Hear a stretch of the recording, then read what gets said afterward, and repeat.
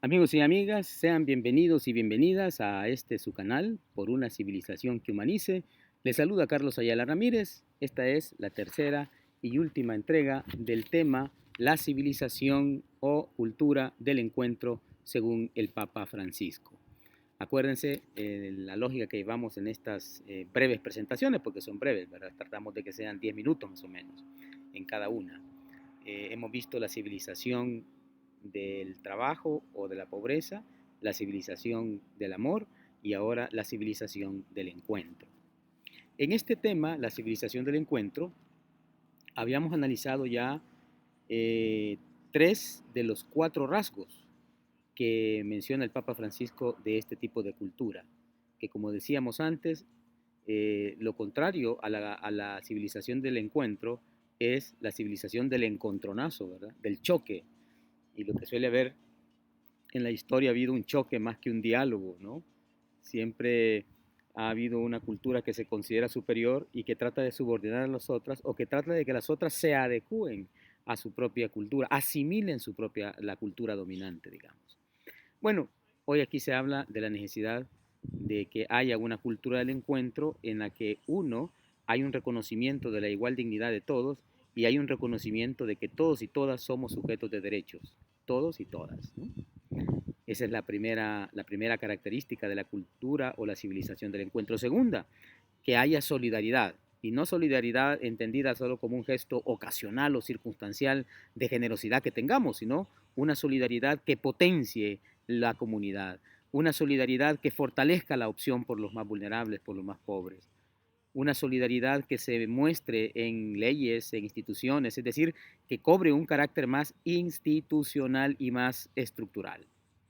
Decíamos también que la cultura o civilización del encuentro es la civilización del diálogo, ¿no?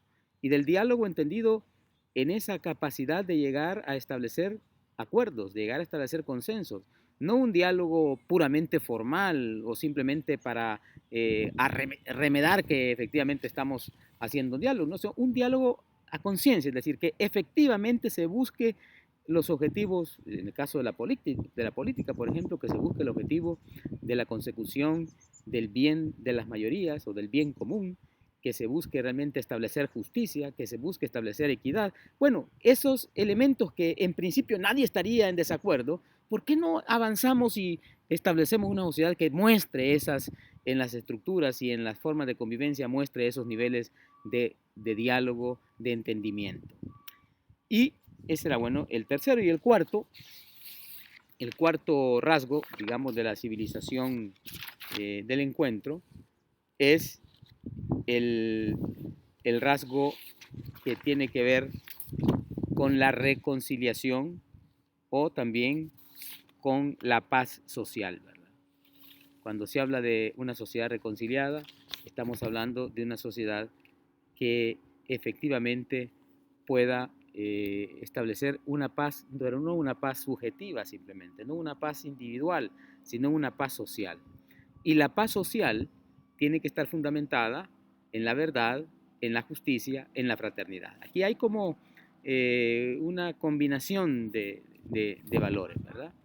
Las reivindicaciones sociales, que tienen que ver con la paz social, pues implica, por ejemplo, la distribución del ingreso.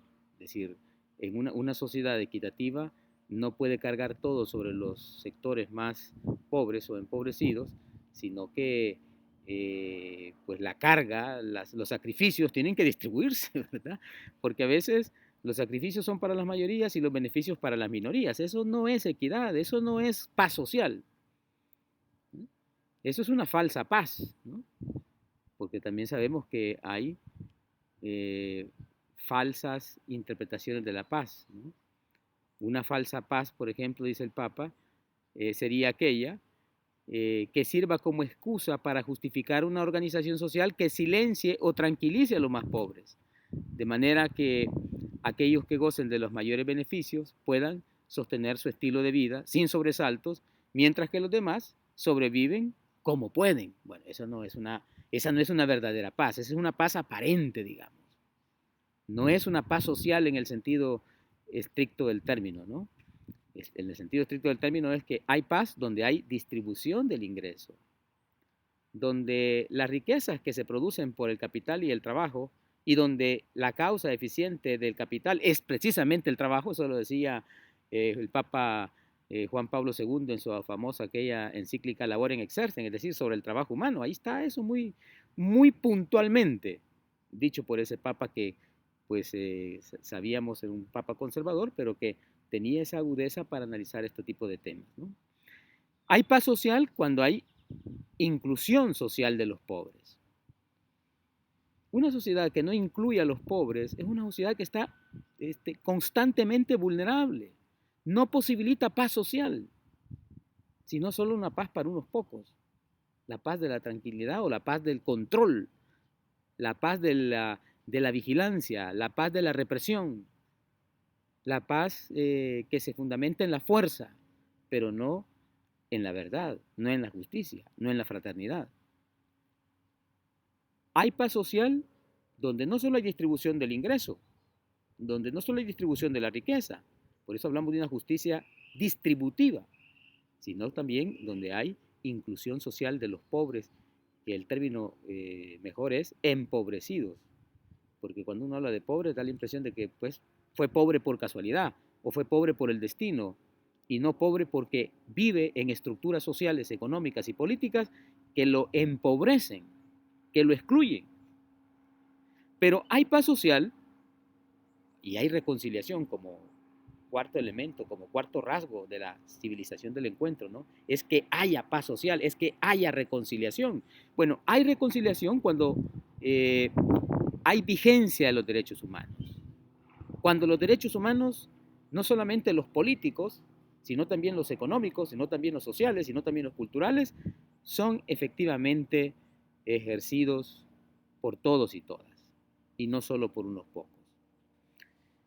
Bueno, esto se trata pues de una paz que no surja eh, del control, una paz que más bien es consecuencia del desarrollo integral de todos. Esa es como la garantía de la reconciliación. Acuérdense que en El Salvador tenemos todavía esa gran deuda pendiente, ¿no? La deuda de la reconciliación nacional. Esa es una deuda que tenemos desde los acuerdos de paz. Uno de los objetivos de los acuerdos de paz era la reconciliación nacional, la reconciliación social, que la sociedad salvadoreña por fin se reconciliara y superara las grandes divisiones que hay en nuestro ambiente, ¿no? En nuestro contexto. Y la primera división es la división entre los pocos que tienen mucho y los muchos que tienen poco. Esa es la división fundamental que tiene El Salvador, digamos, ¿no? Y que tienen muchos países, no solamente El Salvador.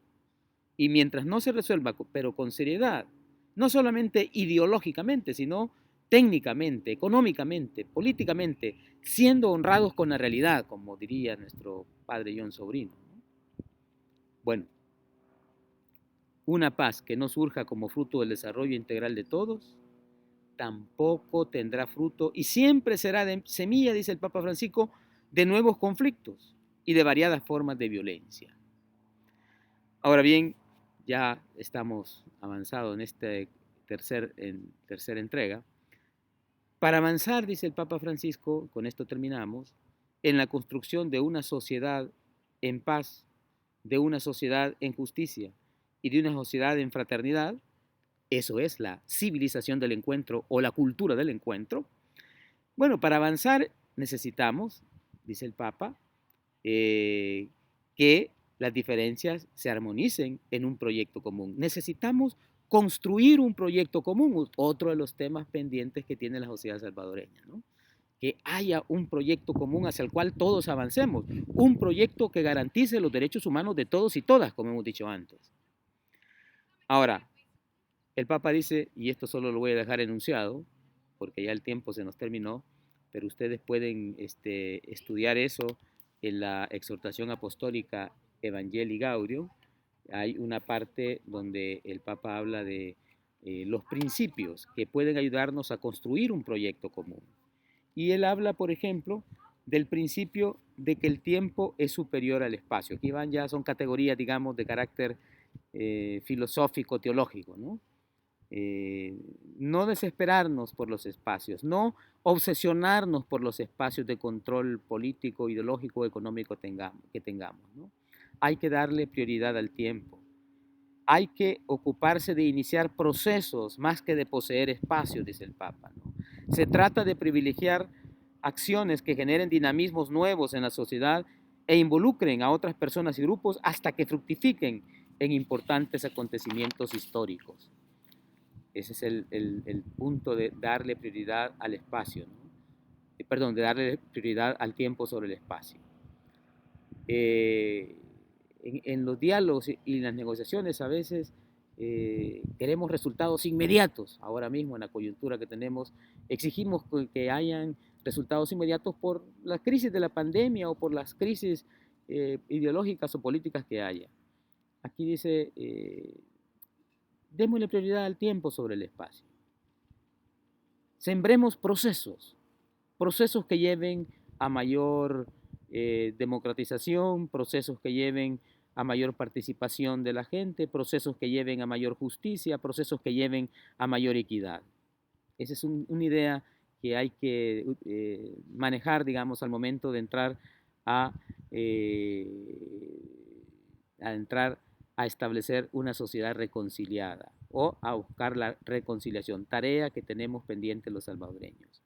También dice el Papa, hay que, en los conflictos, tiene que prevalecer la unidad sobre el conflicto. Este es el otro criterio para avanzar hacia una sociedad reconciliada, ¿no?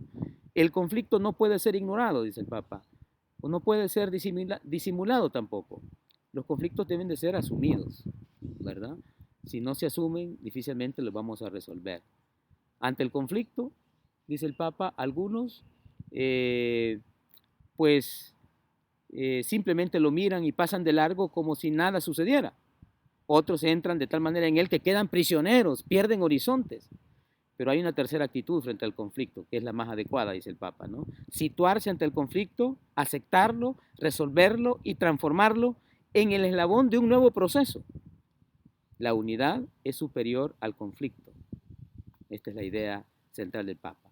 Tercer criterio, la realidad es más importante que la idea. Este es un criterio que urge en El Salvador, ¿no?